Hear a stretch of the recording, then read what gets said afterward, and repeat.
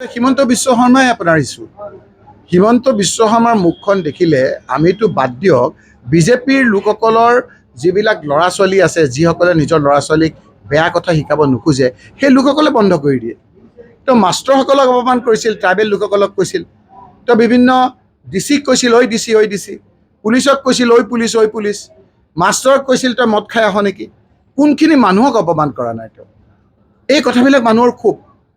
তাৰ লগতে আপোনাৰ মূল যিকেইটা সমস্যা, 6টা জনগোষ্ঠীক কৈছিল যে 100 দিনৰ ভিতৰত 6 জনগোষ্ঠীত আমি জনজাতি কৰিম, সেইখিনি কৰা নাই, সেইসকলৰ খুব। বিভিন্ন জাতি জনগোষ্ঠীক উপযুক্তভাৱে তেওঁলোকে প্ৰতিনিধিত্ব দিয়া নাই। আজি বঙালী হিন্দু মানুহখিনিয়ে তেখেতসকলক কিমান সমৰ্থন কৰিছিল, কিন্তু এজন হিমন্ত বিশ্ব শৰ্মাৰ মন্ত্ৰীসভাৰ এজন ব্ৰহ্মপুত্ৰ ভেলীৰ বঙালী হিন্দু মানুহৰ মন্ত্ৰী কওকচোন, নাম নাই। কিন্তু তৰুণ গগৈৰ দিনত 4জনকৈ বঙালী হিন্দু মানুহে মন্ত্ৰী পাইছিল।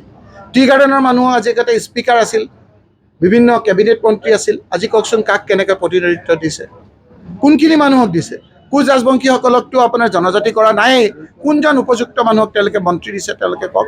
ওলোটা এটা চিট তেওঁ বিধায়কক তেওঁ আঁতৰাবৰ কাৰণে কিমান ধৰণৰ ষড়যন্ত্ৰ কৰিছে। গতিকে সকলো জাতি জনগোষ্ঠী আজি ক্ষোভিত। গতিকে অসমৰ মূল ইছ্যু, মূল সমস্যা হ'ল হিমন্ত বিশ্ব শৰ্মা সমস্যা। এই সমস্যাটো আঁতৰিলেই বাকী সমস্যাবিলাকৰ কথা ৰাইজে মিলিজুলি আমি চব সমাধান কৰিম।